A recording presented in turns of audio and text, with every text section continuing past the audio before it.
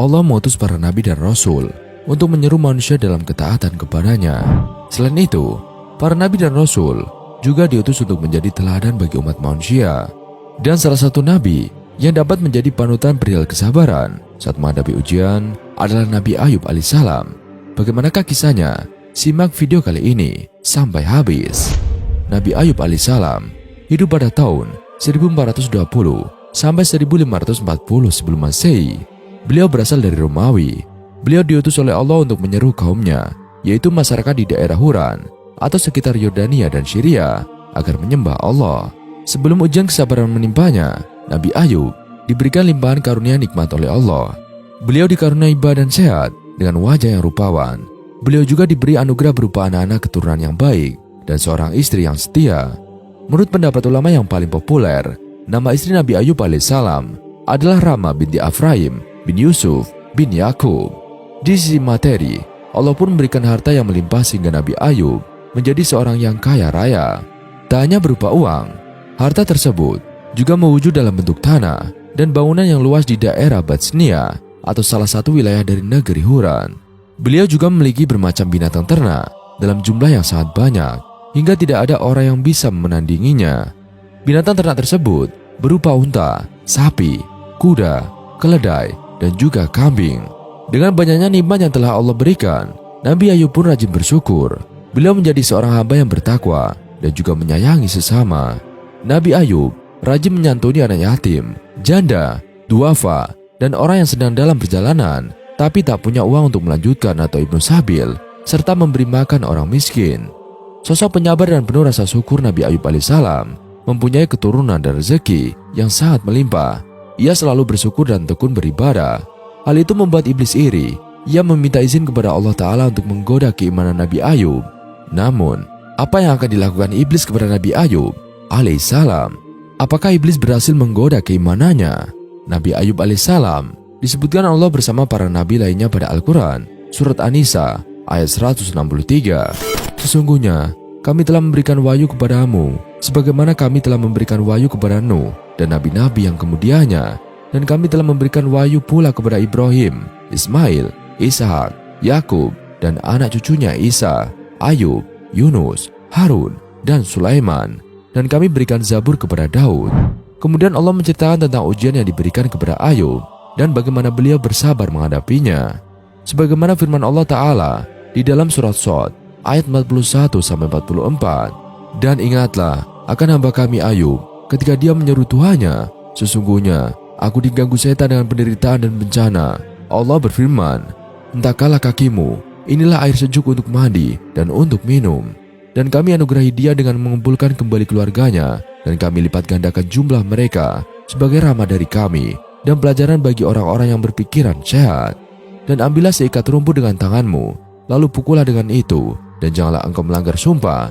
Sesungguhnya kami dapati dia atau Ayub seorang yang sabar. Dialah sebaik-baik hamba. Sungguh, dia sangat taat kepada Allah. Allah memberi ujian kepada Nabi Ayub alaihissalam dengan mengambil kembali seluruh nikmat berlimpah yang dia berikan kepada beliau. Pertama, Allah timpakan kepada Ayub alaihissalam penyakit kulit di sekujur tubuhnya. Bahkan Ibnu Katsir menafsirkan, tidak ada satu pori-pori pun dari tubuh Nabi Ayub alaihissalam yang selamat dari penyakit juzam atau kusta itu. Dengan itu, Allah mengangkat nikmat paras beliau yang rupawan. Badannya yang semula sehat, segar dan bugar, Allah angkat dengan menimpakan tubuh yang sangat lemah karena penyakit itu. Saking lemahnya, dikisahkan Nabi Ayub alaihissalam sampai tidak sanggup berjalan sendiri untuk buang hajat ke kamar mandi, sehingga istri beliau harus menemani. Putra-putri beliau pun Allah ambil, semuanya meninggal dunia. Tak sampai di situ, harta Nabi Ayub alaihissalam yang berlimpah dan tak ada yang menandingi jumlahnya juga Allah tarik kembali. Nabi Ayub alaihissalam pun jatuh miskin. Ditambah dengan kondisi penyakitnya, semua orang menjauhi beliau. Nabi Ayub alaihissalam pun mengasingkan diri ke suatu tempat. Hanya istri beliau yang setia menemani, juga 2 orang sahabat beliau yang selalu mengunjungi. Para ulama pun berselisih pendapat mengenai berapa lamanya Nabi Ayub alaihissalam menjalani ujian tersebut. Ada yang mengatakan bahwa Nabi Ayub alaihissalam sakit selama 18 tahun. Ada juga yang berpendapat hanya 3 tahun saja. Sebagian ulama ada pula yang menyebutkan bahwa Ayub alaihissalam ditimpa musibah tersebut selama 7 tahun, 7 bulan, dan 7 hari. Namun, Rasulullah SAW pernah bersabda, sebagaimana diriwayatkan oleh Anas bin Malik, tentang beberapa lama waktu Nabi Ayub alaihissalam menjalani ujian ini. Sesungguhnya, Nabiullah Ayub alaihissalam berada dalam ujiannya selama 18 tahun. Baik dari keluarga dekat maupun keluarga jauh menolaknya kecuali 2 orang laki-laki dari saudara-saudaranya. Kedua saudara itulah yang selalu memberinya makanan dan juga menemuinya. Istri Nabi Ayub alaihissalam pun sangat kasihan melihat kondisi suaminya itu. Hingga pada suatu hari, saat membawakan makanan untuk Nabi Ayub alaihissalam, sang istri mengusulkan sesuatu kepada beliau. "Wahai Ayub, seandainya engkau mau meminta kepada Allah, tentu Dia akan memberimu jalan keluar." Demikian saran istrinya yang tak tega melihat Ayub alaihissalam sakit demikian lama. Namun apa jawab Nabi Ayub alaihissalam? Beliau menolak dengan alasan yang luar biasa. Jawaban inilah yang menandakan betapa tingginya derajat keimanan Nabi Ayub alaihissalam. Kesabaran tingkat tinggi juga beliau perlihatkan melalui jawaban atas saran istrinya tersebut. "Aku telah diberi kesehatan selama 70 tahun. Sakit ini masih derita sedikit yang Allah timpakan, sampai aku bisa bersabar sama seperti masa sehatku, yaitu 70 tahun. Demikian jawaban Nabi Ayub alaihissalam. Jawaban tersebut juga sekaligus menjadi penegas bahwa hati beliau sama sekali tidak terpengaruh dengan ujian dahsyat yang ditimpakan Allah. Kedua sahabat yang masih setia mengunjungi dan membawakan makanan pun khawatir akan ujian yang menimpa Nabi Ayub alaihissalam. Terbesit dalam benak salah satu di antara keduanya bahwa ujian Nabi Ayub alaihissalam mungkin disebabkan karena dosa besar yang pernah beliau perbuat. Kegundahan itu pun disampaikannya kepada sahabat yang lain. Kemudian sahabat ini menyampaikannya kepada Nabi Ayub alaihissalam. Ketika mendengarnya, beliau sempat sedih. Tetapi beliau Nabi Ayub alaihissalam kemudian menceritakan kondisinya secara terbuka dan menampik prasangka itu. Walaupun ditimpa berbagai musibah, dimulai dari kematian anak-anaknya, hilang seluruh harta benda, penyakit yang tak kunjung sembuh, Nabi Ayub alaihissalam justru menghadapi semua itu dengan penuh kesabaran. Cerita lengkap dari kisah Nabi Ayub alaihissalam bisa sahabat temukan pada buku kisah abadi Nabi Ayub alaihissalam. Dan sahabat, inilah kisah Nabi Ayub alaihissalam saat lulus ujian dan diberi hadiah melimpah dari Allah. Karena kesabaran Nabi Ayub alaihissalam yang luar biasa saat menjalani ujian tersebut, Allah pun menunjukkan jalan keluar. Allah menceritakan hal tersebut pada Al-Quran Surat Al-Anbiya ayat 83 sampai 84. Dan ingatlah kisah Nabi Ayub alaihissalam ketika dia berdoa kepada Tuhannya, "Ya Tuhanku, sungguh aku telah ditimpa penyakit, padahal Engkau Tuhan yang Maha Penyayang dari semua yang penyayang." Maka kami kabulkan doanya, lalu kami lenyapkan penyakit yang ada padanya, dan kami kembalikan keluarganya kepadanya, dan kami lipat gandakan jumlah mereka sebagai suatu rahmat dari kami, dan untuk menjadi peringatan bagi semua yang menyembah kami. Kisah tersebut sama dengan firman Allah Ta'ala pada surah Shad ayat 41 sampai 44. Allah mewahyukan kepada Ayub alaihissalam untuk menghentakkan kaki beliau ke tanah. Kemudian dari sanalah Allah pancarkan mata air yang sejuk. Nabi Ayub alaihissalam pun bergegas mandi di mata air tersebut hingga sembuhlah penyakit kulit dari badan beliau. Allah juga memerintahkan kepada Nabi Ayub alaihissalam untuk minum dari mata air tersebut. Kesejukan airnya kemudian mampu membasuh batin Nabi Ayub alaihissalam sehingga beliau kembali sehat bugar lahir dan batin. Kekuatannya pun kembali pulih, bahkan seperti tidak pernah sakit. Saat beliau hendak menemui istrinya, sang istri sempat tidak mengenali Nabi Ayub alaihissalam. Walaupun Nabi Ayub alaihissalam tampak sama seperti saat beliau sehat dulu. Sebetulnya sang istri mengingat postur dan wajah Nabi Ayub alaihissalam sebelum sakit itu. Akan tetapi, dalam bayangan istri Nabi Ayub alaihissalam, beliau masih lemah dan berpenyakit kulit, sehingga ia tidak menyangka bahwa sang suami akan sembuh lebih cepat. Keduanya pun bersuka cita, mengucap syukur kepada Allah Subhanahu wa Ta'ala, sesuai firman Allah Subhanahu wa Ta'ala pada surat Al-Anbiya dan surah Shad, bahwa dia juga mengembalikan anggota keluarga Nabi Ayub alaihissalam dengan jumlah yang berlipat ganda. Harta Nabi Ayub alaihissalam juga Allah kembalikan lagi sebagai hadiah atas keriduan beliau menjalani ujian. Dalam beberapa riwayat dikisahkan, untuk mengembalikan harta kekayaan Nabi Ayub alaihissalam, Allah mengirimkan 2 awan. Satu awan menaungi gundukan gandum, sedangkan awan lainnya menaungi gundukan jewawut. Awan yang menaungi gundukan gandum tersebut mengeluarkan hujan emas, sementara awan yang menaungi jewawut mengeluarkan perak. Dengan demikian, harta Nabi Ayub alaihissalam pun kembali melimpah. Dalam versi yang lain, dikisahkan bahwa Nabi Ayub alaihissalam memiliki 2 peti, satu peti tempat menyimpan gandum dan satu lagi tempat menyimpan jewawut. Allah mengirimkan kedua awan untuk menghujani peti gandum dengan emas hingga luber. Awan yang satu lagi mengguyurkan perak ke peti jewawut hingga meluap pula. Tak sampai di situ, Allah juga mengembalikan kekayaan Nabi Ayub alaihissalam dengan cara yang lain. Dalam hadis riwayat Bukhari dan Nasa'i dari Abu Hurairah, Rasulullah bersabda, manakala Ayub sedang mandi telanjang, sekelompok belalang dari emas jatuh kepadanya, maka Ayub memunguti dan menyimpan belalang itu di bajunya. Tuhan memanggilnya, wahai Ayub, bukankah aku telah membuatmu kaya seperti yang kamu lihat? Ayub menjawab, benar ya Robbi, akan tetapi aku selalu memerlukan keberkahanmu. Kisah Nabi Ayub alaihissalam kepada kaumnya dan juga ketabahannya atas penderitaan yang diberikan Allah juga diceritakan pada seri kisah Nabi, Rasul yang kesabarannya dipuji Allah, sahabat, dan inilah sumpah Nabi Ayub alaihissalam. Di dalam surah Shad ayat 44, Allah berfirman, dan ambillah seikat rumpu dengan tanganmu, lalu pukullah dengan itu, dan janganlah engkau melanggar sumpah. Sesungguhnya kami dapati dia atau Ayub, seorang yang sabar, dialah sebaik-baik hamba, sungguh dia sangat taat kepada Allah. Sumpah yang Allah maksud pada ayat tersebut adalah nazar Nabi Ayub alaihissalam ketika beliau sakit. Nabi Ayub alaihissalam sempat mengucap nazar untuk memukul istrinya saat itu, lantaran sang istri melakukan perbuatan yang tidak berkenan di hati beliau. Ada beberapa versi cerita tentang kesalahan istri Nabi Ayub alaihissalam tersebut. Versi yang pertama diceritakan bahwa setelah Nabi Ayub alaihissalam jatuh miskin dan sakit-sakitan, sang istri harus bekerja untuk memenuhi kebutuhan mereka berdua. Sang istri pun bekerja di rumah orang lain. Suatu hari, sang istri terlambat pulang ke rumah sehingga Nabi Ayub marah. Akhirnya beliau mengucapkan sumpah tersebut. Versi cerita yang lain, Nabi Ayub alaihissalam marah karena sang istri menjual tali pengekang kuda mereka, dan hal tersebut terpaksa dilakukan istri beliau karena tidak memiliki cukup uang untuk membeli makanan. Akhirnya tali pengekang tersebut dijualnya untuk membeli roti. Setelah sembuh dan sehat kembali, Ayub alaihissalam teringat kembali akan nazar beliau kepada Allah tersebut. Namun beliau tak tega memukul istrinya yang telah sepenuh hati merawat Nabi Ayub alaihissalam saat sakit. Akan tetapi, beliau juga harus menunaikan nazarnya. Akhirnya Allah memberikan solusi yang mudah.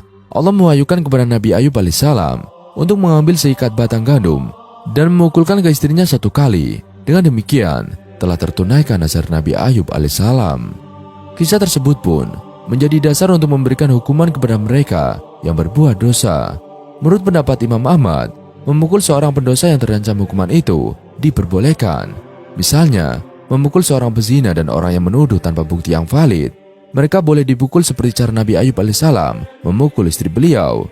Hal tersebut dilakukan agar si pendosa tidak celaka setelah dipukul. Pada masa Rasulullah SAW, hukuman seperti itu juga pernah dipraktikkan. Beliau pernah memerintahkan kepada para sahabat untuk menghukum seorang laki-laki sakit yang berzina. Rasulullah menyeru para sahabat untuk memukul si lelaki tadi dengan 1 janjang kurma. Dalam 1 janjang tersebut terdapat 100 cabang. Dengan demikian, 1 pukulan saja sudah melaksanakan hukuman tersebut. Sahabat, inilah kisah Nabi Ayub alaihissalam yang ada di dalam Bible. Kisah Nabi Ayub alaihissalam dalam Bible terdapat pada kitab Ayub yang terdiri dari 42 pasal, di mana masing-masing pasal memiliki jumlah ayat yang berbeda-beda. Ada yang 18, 22, 26, 30, 37, dan sebagainya. Pasal 1-3 mengisahkan tentang kesalahan Ayub alaihissalam yang dicoba. Lalu pasal 4-31 mengenai percakapan Ayub dengan sahabat-sahabatnya, dan pasal 38-42 merupakan pasal yang berisi jawaban Tuhan kepada Ayub mengenai semua pertanyaan dan juga percakapan yang telah dibicarakan dengan ketiga sahabatnya. Dalam Bible dikisahkan, Nabi Ayub alaihissalam memiliki 3 sahabat yang senantiasa menemaninya melewati masa-masa sulit. Ketiga orang tersebut adalah Elifas orang Teman, Bildad orang Suah, serta Zofar orang Nama. Dalam Bible setidaknya ada beberapa inti kisah Nabi Ayub alaihissalam sebagai berikut. Pertama, Nabi Ayub alaihissalam adalah Nabi soleh yang diberi cobaan oleh Allah Ta'ala. Dan dalam pasal 1-2 dikisahkan mengenai kesolehan Ayub alaihissalam yang membuat iblis meminta kepada Tuhan untuk menguji kesolehan Ayub dengan penderitaan yang berupa penyakit langka, dan hal itu membuat semua orang yang di sekitarnya menjauhinya. Kedua, menjelaskan kemuliaan Ayub alaihissalam sebelum ditimpa musibah. Pasal 29, Ayub menguraikan kemuliaan yang dahulu ia dapat. Dalam Bible dilukiskan bahwa ketika melangkah keluar gerbang kota, maka tempat duduk untuknya telah disediakan. Para pembesar berhenti bicara dan menutup mulut mereka dengan tangan. Apabila mata melihatnya, maka ia dipuji atas segala tindakan yang telah dilakukannya. Orang menantikan aku seperti menantikan hujan, dan menandakan mulutnya seperti menada hujan pada akhir musim. Ayat 23. Banyak orang yang menantikan Ayub seperti menanti hujan. Ayub juga menentukan jalan dan duduk sebagai pemimpin dengan mereka. Ketiga, Ayub selalu berkeluh kesah dan memprotes Allah atas cobaan dan kesengsaraan yang diterimanya, bahkan menyesali hingga mengutuki kelahirannya. Pasal 3 ayat 11-13. Mengapa aku tidak mati waktu aku lahir, atau binasa waktu aku keluar dari kandungan? Mengapa pangkuan menerima aku? Mengapa ada buah dada sehingga aku dapat menyusu? Jikalau tidak, mungkin aku sekarang berbaring dan tenang. Aku tertidur dan mendapat istirahat. Pasal 30 menceritakan kesengsaraan. Pasal 30 menceritakan kesengsaraan yang dialami oleh Ayub. Tetapi sekarang aku menjadi sajak sindiran dan ejekan mereka. Mereka mengejikan aku, menjauhkan diri daripadaku. Mereka tidak menahan diri meludahi mukaku, karena tali kemahku telah dilepaskan oleh Allah dan aku direndahkannya, dan mereka tidak mengekang diri terhadap aku. Ayat 9-11. Ketika Ayub berseru minta tolong kepadanya, tidak mendapat jawaban, dan ketika berdiri menanti juga tidak dihiraukan olehnya. Ayub melewati hari-harinya dengan sedih dan tidak terhibur. Kulitnya menjadi hitam dan mengelupas dari tubuhnya. Tulang-tulangnya juga mengering karena demam. Dalam hal ini, Ayub tetap mengaku tidak bersalah, seperti yang terdapat pada pasal 31. Ayub mengakui bahwa dirinya selama ini telah melakukan banyak hal yang menguntungkan khalayak ramai. Jikalau ia mengingkari Allah, maka hal tersebut pantas untuk dihukum. Tetapi pada kenyataannya, ia tidak melakukan hal tersebut. Hal buruk yang menurutnya tidak sesuai dengan penderitaan dan kesengsaraan yang dialaminya. Pasal ke-10 berisi pertanyaan atau protes Ayub tentang maksud Allah memberinya penderitaan. Pada ayat yang ke-6 dan ayat 7, Ayub berkata, sehingga engkau mencari-cari kesalahanku dan mengusut dosaku, padahal engkau tahu bahwa aku tidak bersalah dan bahwa tiada seorang pun dapat memberi kelepasan dari tanganmu. Kemudian pada ayat 20-22, Ayub kembali bertanya atau protes dan mengajukan permohonan atau menuntut kepada Allah. Bukankah hari-hari umurku hanya sedikit? Biarkanlah aku, supaya aku dapat bergembira sejenak sebelum aku pergi dan tidak kembali lagi ke negeri yang gelap dan kelam pekat, ke negeri yang gelap gulita, tempat yang kelam pekat dan kacau balau, di mana cahaya terang serupa dengan kegelapan. Keempat, selama sakit, Ayub selalu ditemani oleh 3 orang temannya, yakni Elifaz, Bildad, serta Zofar. Pada pasal 4-31 menceritakan percakapan Ayub dengan sahabat-sahabatnya. Di antaranya pernyataan Elifaz yang menegur Ayub, sesungguhnya berbahagialah manusia yang ditegur Allah. Sebab itu, janganlah engkau menolak didikan yang maha kuasa, karena dialah yang melukai, tetapi juga yang membebat. Dia juga yang memukuli, tetapi tangannya menyembuhkan pula. Dalam pasal 7 dan 8, ayat 4-6 diceritakan, Bildad membela keadilan hukuman Allah terhadap orang-orang yang berbuat dosa. Jikalau anak-anakmu telah berbuat dosa terhadap dia, maka ia telah membiarkan mereka dikuasai oleh pelanggaran mereka. Tetapi engkau, kalau engkau mencari Allah dan memohon belas kasihan dari Yang Maha Kuasa, kalau engkau bersih dan jujur, maka tentu ia akan bangkit demi engkau, dan ia akan memulihkan rumah yang adalah hakmu. Pada pasal 11, ayat 13-15, Zofar menganjurkan pada Ayub agar merendahkan diri di hadapan Allah. Jikalau engkau ini menyediakan hatimu dan menadahkan tanganmu kepadanya, jikalau engkau menjauhkan kejahatan dalam tanganmu dan tidak membiarkan kecurangan ada dalam kemahmu, maka sesungguhnya engkau dapat mengangkat mukamu tanpa cela, dan engkau akan berdiri teguh dan tidak akan takut. Pada pasal 22, Elifaz menganjurkan kepada Ayub agar bertobat dari dosanya yang besar. Jikalau engkau berdoa kepadanya, ia akan mengabulkan doamu dan engkau akan membayar nazarmu. Ayat 27. Kemudian pada pasal yang ke-23, ayat 3-4, Ayub menjawab perkataan Elifaz bahwasanya ia ingin membela diri di hadapan Allah terhadap apa yang dialaminya. Semoga aku tahu mendapatkan dia dan boleh datang ke tempat yang ia bersemayam, maka akan kupaparkan perkaraku di hadapannya dan kupenuhi mulutku dengan kata-kata pembelaan. Kelima, sekalipun banyak mengeluh dan protes, Ayub tetap yakin Allah akan membelanya. Meskipun cobaan yang diberikan kepadanya amatlah pedih, sampai orang-orang yang hidup di sekitarnya menjauhinya, bahkan sampai kulit tubuhnya rusak tanpa daging pun. Ayub yakin dan akan melihat sendiri Allah akan tetap memihak kepadanya. Jawaban Tuhan atas keluhan Ayub, pasal 38 dan 39 menjelaskan bahwa Tuhan menjawab perkataan Ayub dari dalam badai, bahwa semua yang ada di alam semesta ini telah diatur sedemikian rupa. Lalu kemudian pada akhir percakapan, Ayub menjawab dengan merendahkan diri di hadapan Allah bahwa ia terlalu hina untuk memberi jawaban atas semua yang telah dikatakan kepadanya. Ayat 37-38. Sesungguhnya aku ini terlalu hina. Jawab, apakah yang dapat kuberikan kepadamu? Mulutku kututup dengan tangan. 1 kali aku berbicara, tetapi tidak akan kuulangi, bahkan 2 kali, tetapi tidak akan. Keenam, penyesalan Ayub atas keluh kesah dan protesnya kepada Allah. Pada pasal 42 ayat 4-5, berisi tentang Ayub mencabut perkataannya dan menyesalkan diri di hadapan Tuhan. Hanya dari kata orang saja aku mendengar tentang engkau, tetapi sekarang mataku sendiri memandang engkau. Oleh sebab itu, aku mencabut perkataanku dan dengan menyesal aku duduk dalam debu dan abu. Ketujuh, Ayub disembuhkan oleh Allah dan dikembalikan semua harta bendanya dengan penjelasan yang rinci, sebagaimana diuraikan dalam ayat 7-17. Tuhan memulihkan keadaan Ayub dan memberinya 2 kali lipat dari segala apa yang dimiliki dahulu. Semua saudara dan kenalannya datang dengan memberi Ayub uang dan sebuah cincin emas. Tuhan memberkati Ayub dalam kehidupan selanjutnya lebih dari kehidupan sebelumnya, dengan memberi Ayub 14.000 ekor kambing domba, 6.000 unta, 1.000 pasang lembu, dan 1.000 ekor keledai betina.